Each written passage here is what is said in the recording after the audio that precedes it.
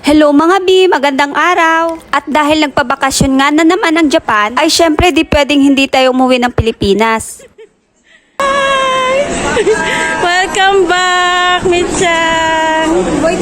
Pinauna na nga kami ni Hapon para nga mahaba-haba ang bakasyon nitong batang Haponesa. At ang ating Hapon naman ay babiyahe sa susunod na araw. At kinabukasan naman mga bi, pumunta kami ng port ng Batangas para i-check yung ticket papuntang Puerto Galera. Dahil balak nga naming mag-aliw-aliw doon pagdating ni Hapon. Pagkatapos namin pumunta ng Batangas, dumiretso naman kami dito sa Malate. Dahil itong batang Haponesa ay nagre-request nga na gusto niya nga daw magpagawa ng nail gel. At dito nga kami rinikomenda ng kaibigan ko. Dito yan sa Kizuna sa Bakubo Street, Malate City. Halos magkapareha nga ang gawa nila sa Japan. If ever nga mapadpad kayo ng Malate at gusto nyo magpa-gel, hanapin nyo itong si Ate Nika. Sobrang galing at malinis yung gawa niya.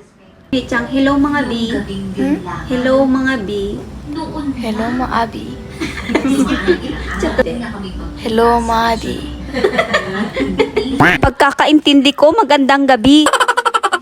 At sa wakas, natapos na rin yung 2 oras na paghihintay namin. At buti na lang nagustuhan ng batang Haponesa, wala daw kasing pinagkaiba sa Japan. Pati nga presyo, walang pinagkaiba. At dahil sobrang pagod na nga ang mga katawang lupa namin, naisipan na naming umuwi.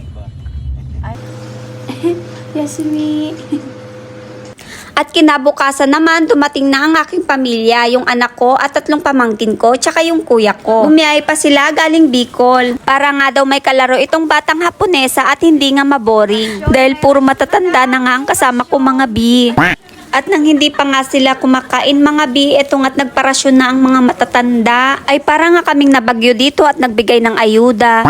Pero huwag kayong mag-alala mga bi dahil kumuha ako ng 1 kwarto para hindi naman kami magmukhang sardinas. At eto nga pamangkin ko ay napakaswerte. Ay binilan ba naman ni Hapon ng iPhone 13 o san ka pa?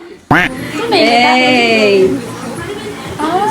Jay! Oh! Ano pa sa damit mo? Mag-gay ka muna!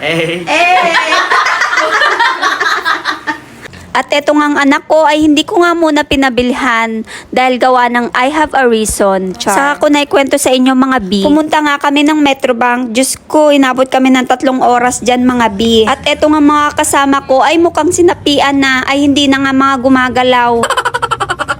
At nang magmuka na nga silang mga zombie mga bi, ito nga't pinakain ko na sila dito para hindi nila ako sakmalin. Ay syempre mga bi, hindi lang pagpapakain ang ginawa ko. Pinalaro ko na rin sila dito sa arcade para naman masulit yung 3 oras na pag-aantay nila sa akin. At ito nga batang Haponesa ay tuwang-tuwa sa pinapalit niyang ticket. Ipapasalubong niya nga daw sa mga kaibigan niya dito sa Japan. Ay parang yung kaibigan ko naman yung masaya, hindi yung Haponesa. At nag-aya na nga akong bumaba para pumunta ng grocery. At baka maubos ang budget ay wala na kaming makain.